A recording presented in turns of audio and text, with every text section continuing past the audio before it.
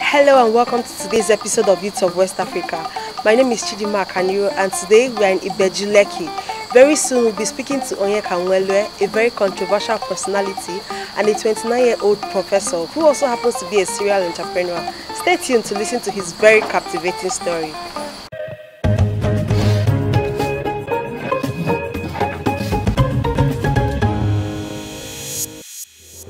My name is Onyeka. I am a filmmaker, I'm a writer, I teach for free, I run a mobile school, so I teach in universities. I am 29 years old, but people argue over that, which is not my business. And I'm starting off a TV show, it's called Onyeka Nwelue Show. It's going to be on DSTV from June, I think. On the AKG Media. That's me, Onyeka Nwelue. I haven't achieved anything at 29 because I've got so many friends who have done incredibly well. I have 3 friends in Mexico who are professors at the age of 27.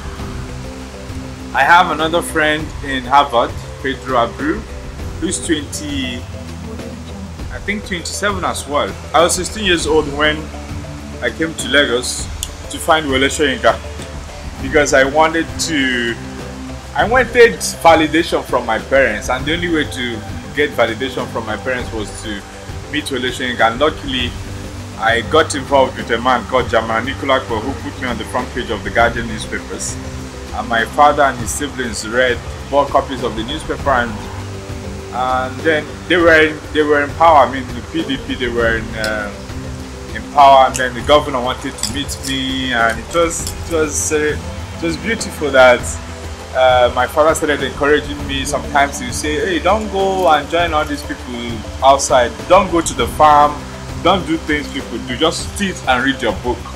And then at 18 he saw me off to the airport to India, where he said I should go focus on my dream of writing a book about Indians and Nigerians. So eventually I think it was my father's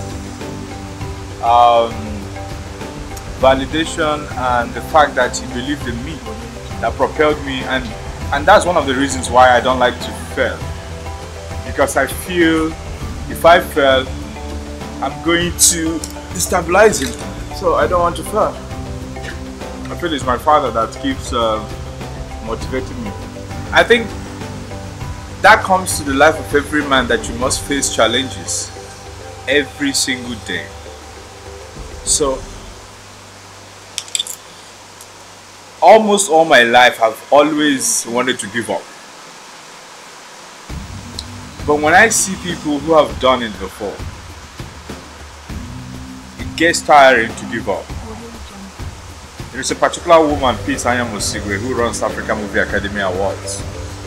I look at her life and the fact that she has not given up on her dreams, she has not died, she's still pursuing them with all the e-health and everything else. So when I look at people like that, there's really no need to give up. Because if I give up, I mean, it's difficult to give up actually. If I give up, what will I be doing? So the idea is to stay on the track, fail, succeed, because every failure leads to success. So I keep failing every day and I keep succeeding every day. And I mean, there are many people who are ready to laugh at me if I fail. So why give them that? Why make them happy? I would rather bring sadness to their lives. The challenges I've faced all sorts of challenges, health issues, financial issues, which I don't think challenges last. Nothing lasts at all. Every problem created by a man has a possible solution. So these things, they will come and go. I don't see them as challenges for real. I just think that they are part of life. Because at the end of the day, I've met the richest people in the world, I've met the most successful people in the world, they all have problems. I have once walked to Tony Lumelu in New York and I asked him where he was seated with the CEO of the foundation he runs, and I said to him, sir, how can I help you? I know you have problems. I can solve for you, you know. And he looked at me and looked at the CEO and he said, this is a crazy guy. For him, many people think that he's got it all. But I must tell you that the richest people in the world have more problems to solve. Because they don't even know who to go to. If they come to you, you start laughing at them. Are you joking and stuff like that? So, if you pan your way out, like, you need to know that every human being has a problem. So you befriend all sorts of human beings, all sorts of people from different backgrounds. In case of necessity that you have to solve all the problems in the world, you have to find someone from everywhere to do what they can for your life. And that's what I think. I don't think challenges are nothing, really. They're just part of life. I mean, people go to jail, spend 29 years, come out and still continue. We just have young people who are cowards, who are not courageous. So they keep thinking about consequences of things before they do them. At least you need to be in the ocean drowning before you can find a way to get out of it. But young people in Nigeria think about drowning first. Oh, what if I drown? What if I get to the bridge and it burns? Let us get to the bridge, let it burn, we'll repair it. That's how I do mine. I don't care about the consequences of things. I don't care about them. Because everything has a side effect, even the food we eat. I think entrepreneurship in Africa has its setbacks, you know. We, especially in Nigeria, where we don't have constant electricity, all these things, they need to be addressed. I've got so many friends who ran back from the US with these grand dreams of coming to spark up, and after 3 months they run back to the US, you know.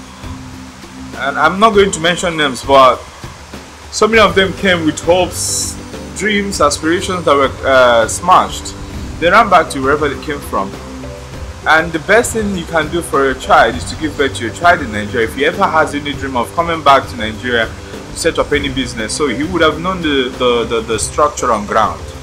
And that is what happened with me, because I can understand the aesthetics of setting up businesses in different countries. When those guys came to Nigeria, they had papers, schedules, they've planned everything. Bam, bam, bam, they're reaching everything. So when they come here and then they're stuck in traffic for like 4 hours, like, what is happening? They want to meet some politician, and the man will see them and walk past them and go into his office and say, come back tomorrow. So your plan for today is messed up. But me, because I'm very spontaneous as an African, as a Nigerian, oh, you do it. I came back to Nigeria 2 weeks ago to start a TV show. From one meeting to another, we have not shot anything. So anyone who was raised in the US will feel so disappointed and will start nagging like a pregnant dog. But because I understand the psyche of people in Nigeria, I take it easy. When they are ready, I'm ready. If you're not ready, I'm not ready. Life is easy. I flew from here, Lagos to Accra, to interview a writer, Chukwemeke Ike. I went from the airport with him, got to Accra, spent 3 days with him. He refused to be interviewed. He said I must come to his palace in Anambra State. I said, I'm sorry sir, it cannot happen. So these things, for other people, they will get demoralized. They will think these are challenges. No, these are stories. They are build-ups. They need to help you move on. And I think that's how the spirit of entrepreneur, you need to just keep on moving. If people want to break you, you break them. If they want to break you, stay strong. And young people here, no way, they give up easily, too easily, and that's why it's easy to use them. They give up easily, very, very easily. They're cowards. I think whatever you need to start now, start. You know, I was happy that you met this guy, Onyeka. You know, so many of them, they've all returned to Nigeria to set up businesses. And it's like serial entrepreneurship. They start from this one, it fails, they move to the one, it fails, they move to this one, all startups. And startups in Nigeria fail all the time.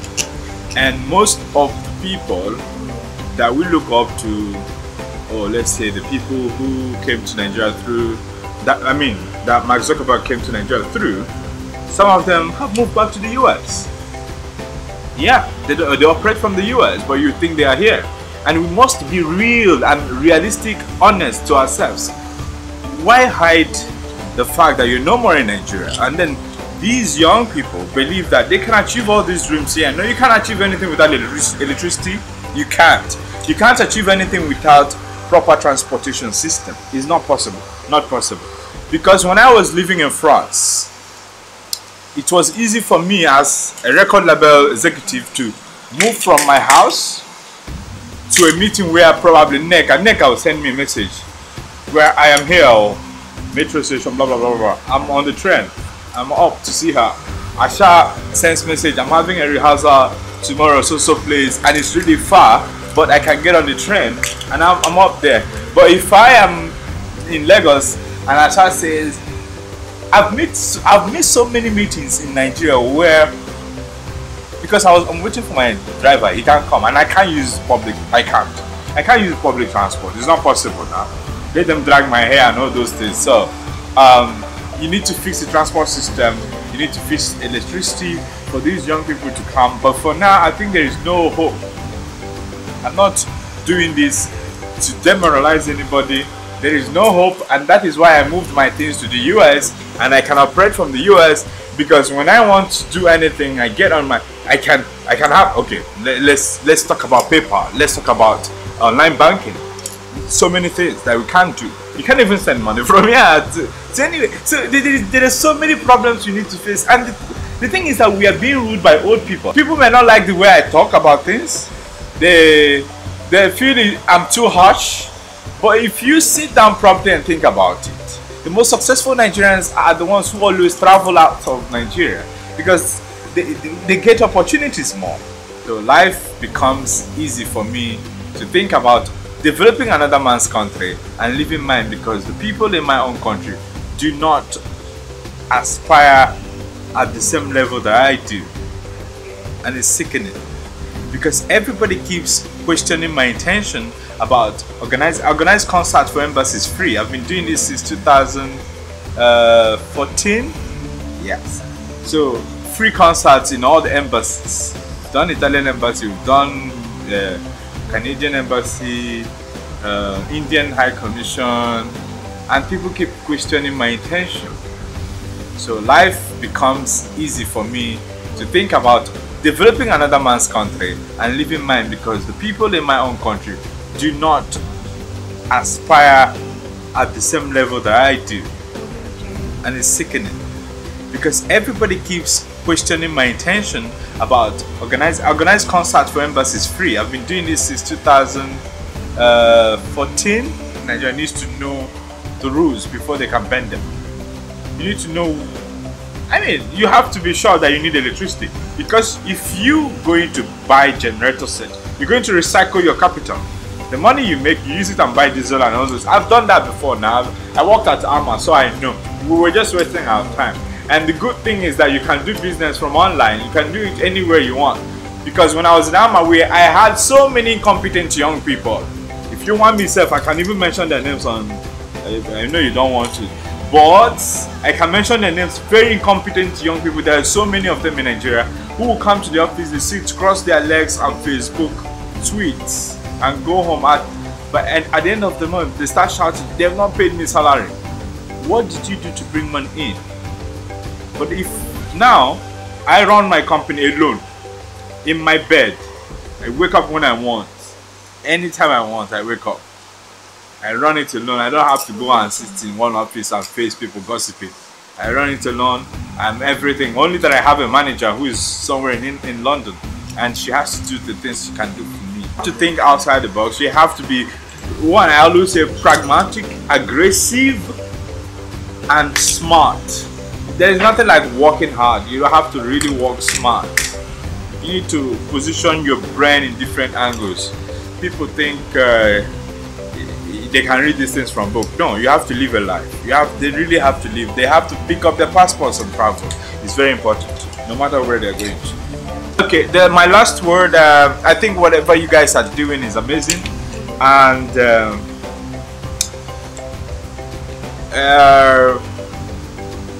if only that any young person watching this should just ignore the harshness of my words and think deeply about achieving their personal dreams first. Then we are good to go in this world. Nobody will be envious of anyone else. I mean, we all have every time to fix our lives. And young people in Africa should wake up, really.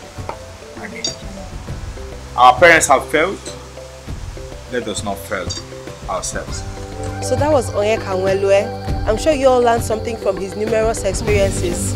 Don't mind his controversy. One thing you should take from what he just said is go after your dreams. Do not let your environment cripple you. Thank you for watching. See you next week on Youth of West Africa. Bye.